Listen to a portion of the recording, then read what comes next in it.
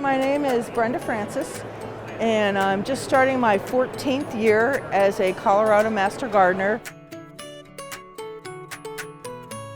My grandfather was an avid gardener, so when I would go over to visit him when I was a kid, he always had little seedlings going, and I remember in his backyard he had a cherry tree and he had Concord grapes that he grew. So I kind of picked that up a little bit as a kid.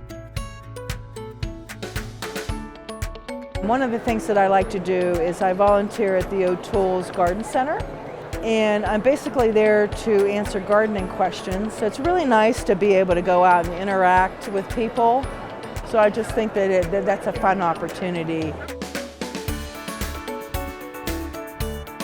I think the Colorado Master Gardener program is probably the best organization that I have ever volunteered under. The training is exceptional. The volunteer opportunities are incredible, and a lot of the folks that I volunteer with really take it very seriously and are pretty devoted to it, and I think that makes a difference. The folks at Colorado State University do an excellent job in the training.